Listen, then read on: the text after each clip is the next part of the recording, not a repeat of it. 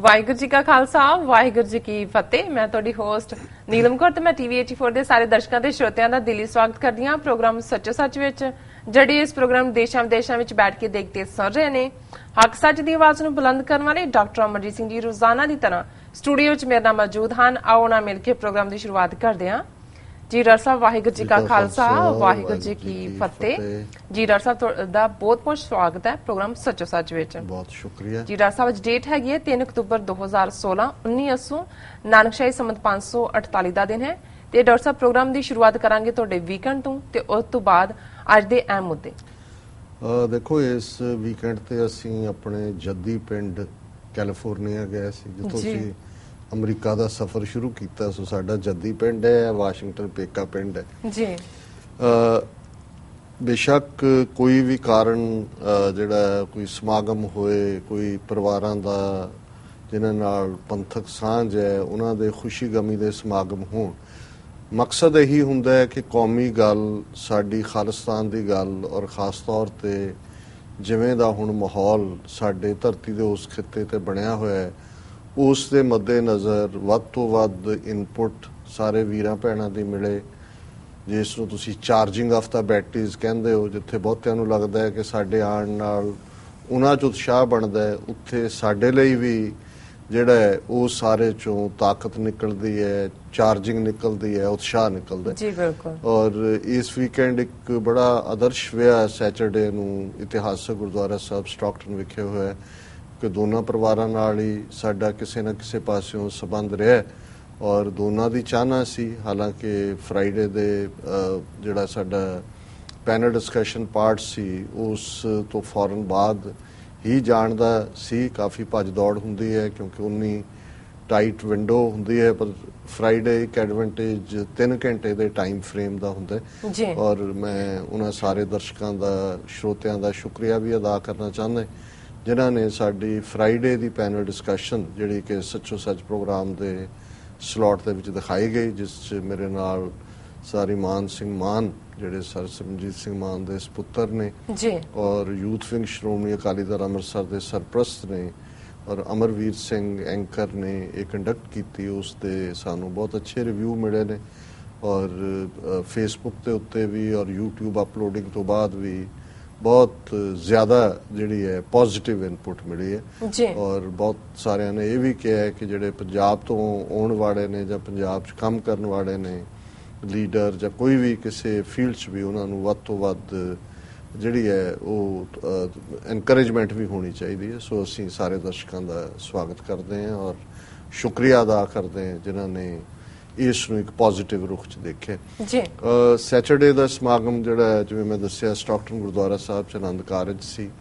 ਔਰ ਪੰਜਾਬ ਦੇ ਵਿੱਚ ਜਦੋਂ ਅਸੀਂ ਜੁਝਾਰੂ ਦੌਰ 'ਚ ਦੇਖਦੇ ਹਾਂ ਤੇ ਮਾਝੇ 'ਚ, ਕਿਉਂਕਿ ਸ਼ੁਰੂਆਤੀ ਦੌਰ 'ਚ ਜ਼ਿਆਦਾ ਅੰਮ੍ਰਿਤਸਰ, ਗੁਰਦਾਸਪੁਰ ਜਿਹੜਾ ਹੈ ਉਸ 'ਚੋਂ ਬਹੁਤ ਸਾਰੇ ਨੌਜਵਾਨ ਨਿਕਲੇ ਤੇ ਇੱਕ ਨੌਜਵਾਨ ਜਿਸ ਦਾ ਨਾਂ ਜ਼ਿਲ੍ਹਾ ਗੁਰਦਾਸਪੁਰ ਦੇ ਵਿੱਚ ਬੜੇ ਬਹਾਦਰ ਯੋਧੇ ਦੇ ਤੌਰ ਤੇ ਜਾਣਿਆ ਜਾਂਦਾ ਸੀ, ਗੁਰਿੰਦਰ ਸਿੰਘ ਗੇਂਦਾ ਜੀ। ਔਰ ਉਹਨਾਂ ਦੇ ਜਿੱਥੇ ਉਹਨਾਂ ਨੇ ਆਪਣੇ ਬਹਾਦਰੀ ਦੇ ਜੌਹਰ ਦਿਖਾਏ, ਉੱਥੇ ਪਰਿਵਾਰ ਨੇ ਵੀ ਸਫ਼ਰ ਕੀਤਾ ਔਰ ਗੁਰਿੰਦਰ ਸਿੰਘ ਗੇਂਦਾ ਨੇ ਸ਼ਹੀਦੀ ਪਾਈ। ਉਹਨਾਂ ਦਾ ਭਰਾ ਲਖਵਿੰਦਰ ਸਿੰਘ, ਜਿਸ ਨੂੰ ਬਹੁਤ ਬੁਰੀ ਤਰ੍ਹਾਂ ਟਾਰਚਰ ਕੀਤਾ ਗਿਆ, ਉਹਨਾਂ ਦੇ ਫੈਮਿਲੀ, ਪਰਿਵਾਰ, ਨਾਨਕੇ ਜਿਹੜੇ ਸਾਰਚੂਰ ਪਿੰਡ ਜ਼ਿਲ੍ਹਾ ਗੁਰਦਾਸਪੁਰ 'ਚ ਪੈਂਦਾ ਹੈ, ਉੱਥੇ ਵੀ ਰੇਡ ਹੁੰਦੇ ਰਹੇ। ਲਖਵਿੰਦਰ ਸਿੰਘ ਵੀ ਅਲਟੀਮੇਟਲੀ ਉਸ ਟਾਰਚਰ ਦਾ ਹੀ ਸ਼ਿਕਾਰ ਹੋਏ। ਸੋ ਲਖਵਿੰਦਰ ਸਿੰਘ ਦਾ ਬੇਟਾ ਔਰ ਇਹਨਾਂ ਦਾ ਗੇਂਦਾ, ਗੁਰਿੰਦਰ ਸਿੰਘ ਦਾ ਭਤੀਜਾ, ਜਿਹੜਾ ਕਿ ਇੱਕ ਬੜਾ ਅੱਛਾ ਗੱਤਕੇ ਦਾ ਖਿਡਾਰੀ ਵੀ ਹੈ ਔਰ ਉਸਨੇ B.Tech ਆਪਣੀ ਡਿਗਰੀ ਕੀਤੀ ਹੈ, ਮੋਹਨਵੀਰ ਸਿੰਘ ਜੀ।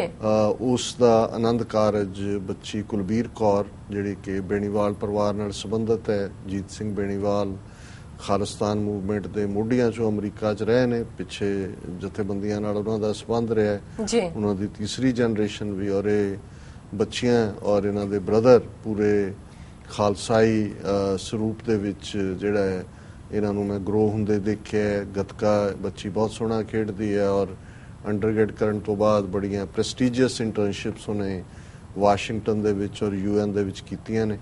ਸੋ ਇਹ ਦੋ ਖਾਲਿਸਤਾਨੀ ਪਰਿਵਾਰਾਂ ਦਾ ਜਿਹੜਾ ਉਹ ਮੇਲ ਸੀ ਔਰ ਇਸ ਦੇ ਵਿੱਚ 4 ਚੁਫੇਰਿਓਂ ਜਿਹੜੀਆਂ ਪੰਥਕ ਧਿਰਾਂ ਦੇ ਵੀਰ ਭੈਣਾਂ ਪਹੁੰਚੇ ਹੋਏ ਸੀ।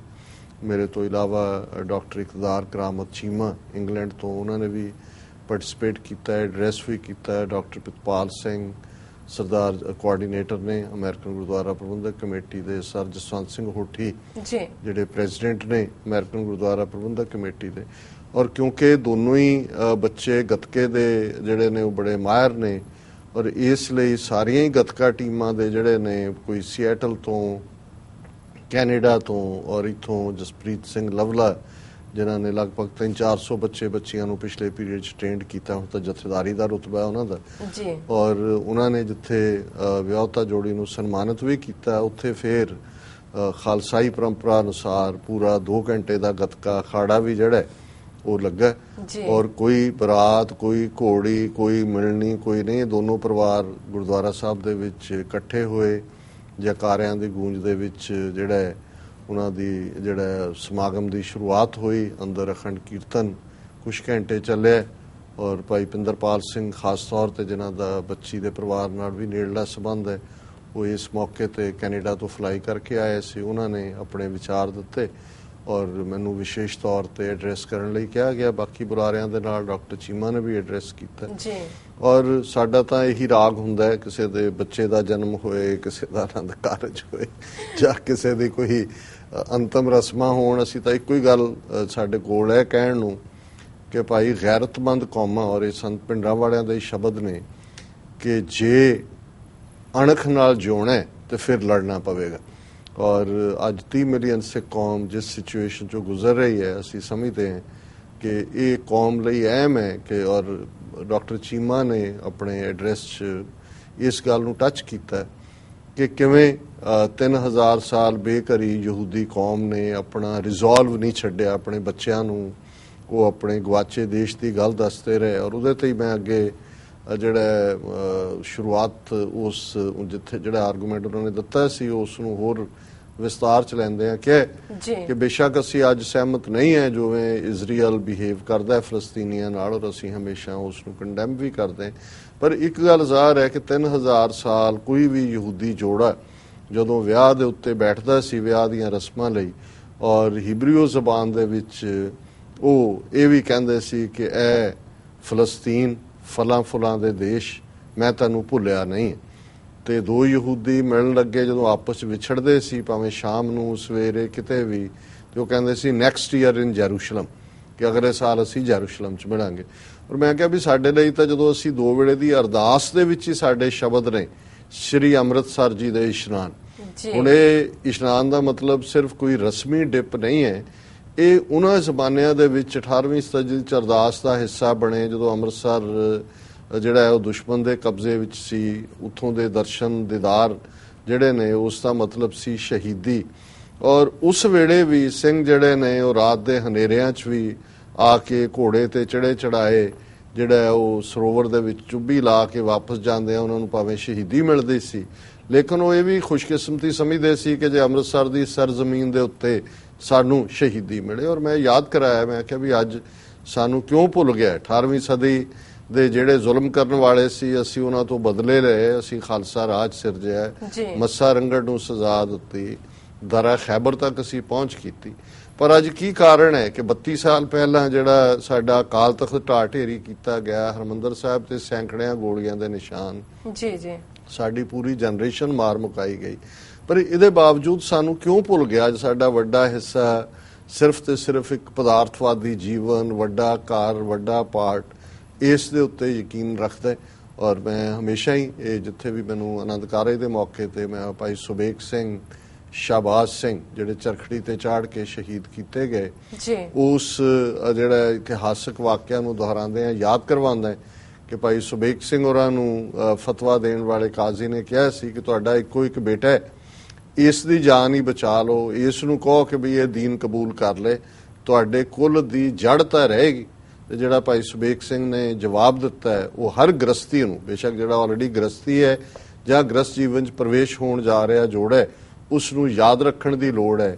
ਭਾਈ ਸਾਹਿਬ ਨੇ ਫਰਮਾਇਆ ਸੀ, ਹਮ ਕਾਰਣ ਗੁਰ ਕੁਲਹਿ ਗਵਾਈ, ਹਮ ਕੁਲ ਰਾਖੇ ਕਵਨ ਵਡਾਈ, ਕਿ ਸਾਡੀ ਖਾਤਰ ਗੁਰੂ ਨੇ ਆਪਣਾ ਸਰਬੰਸ ਕੁਰਬਾਨ ਕਰ ਦਿੱਤਾ ਹੈ। ਔਰ ਸਰਬੰਸ ਕੁਰਬਾਨ ਕਰਕੇ ਗੁਰੂ ਸਾਹਿਬ ਨੇ ਫਰਮਾਇਆ ਸੀ ਮਹਿਲਾਂ ਨੂੰ ਕਿ ਇਨ ਪੁੱਤਰਨ ਕੇ ਸੀਸ ਪਰ ਵਾਰ ਦਿਏ ਸੁਤ ਚਾਰ, ਚਾਰ ਮੁਏ ਤੋ ਕਿਆ ਹੁਆ ਜੀਵਤ ਕਈ ਹਜ਼ਾਰ।